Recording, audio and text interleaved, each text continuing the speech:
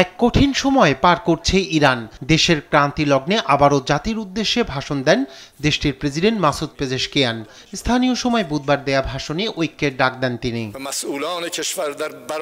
এ সময় শীঘ্রই কঠিন দিনগুলো কাটিয়ে উঠতে সরকারের প্রতিটি অংশকে একযোগে কাজ করার নির্দেশ দেন পেজেশকিয়ান। সব মন্ত্রণালয় এবং সরকারি সব এজেন্সিকে তাদের সর্বোচ্চ শক্তি ও সম্পদ ব্যবহার করে ইরানের জন্য কাজ করতে হবে। কোনো কিছুর প্রতি বিমুখ না হয়ে সকলের ধৈর্য ও সমর্থন দরকার। সৃষ্টিকর্তার কৃপায় এবং সহানুভূতি ও সংহতির সাহায্যে আমরা এই কঠিন দিনগুলো কাটিয়ে উঠব। ইরানের সর্বোচ্চ নেতা আয়াতুল্লাহ আলী খামেনিকে আর বেঁচে থাকার সুযোগ দেয়া যায় না বলে মন্তব্য করেছে ইসরায়েলের প্রতিরক্ষামন্ত্রী ইসরায়েল কাটজ। ইরানের ক্ষেপণাস্ত্র হামলায় ইসরায়েলের সোরকা হাসপাতাল ক্ষতিগ্রস্ত হওয়ার পর এই হুমকি দেন তিনি।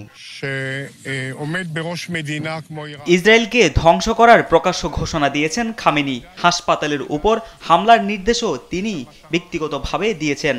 ইসরায়েলকে ধ্বংস করা তার লক্ষ্য। এমন একজন মানুষকে আর বেঁচে থাকার সুযোগ দেয়া যায় না। এদিকে ইরানের বিরুদ্ধে সামরিক পদক্ষেপ না চালাতে ওয়াশিংটনকে সতর্ক করেছে মস্কো। সামরিক হস্তক্ষেপের পরিণতি ভয়াবহ হবে বলেও হুঁশিয়ারি দিয়েছেন রাশিয়ার পররাষ্ট্র মন্ত্রণালয়ের মুখপাত্র মারিয়া জাখারোভা। অন্যদিকে ইরানের সম্ভাব্য হামলার শঙ্কায় মধ্যপ্রাচ্যের কয়েকটি ঘাঁটি থেকে কিছু বিমান ও যুদ্ধজাহাজ সরিয়ে নিয়েছে যুক্তরাষ্ট্র। আর স্থানীয় সময় বৃহস্পতিবার সতর্কতা জারি করেছে কাতারস্থ মার্কিন দূতাবাস। এতে সাময়িকভাবে কাতারের আল উদেইদ বিমান ঘাঁটিতে প্রবেশ সীমিত রাখতে বলা হয় দূতাবাস কর্মীদের।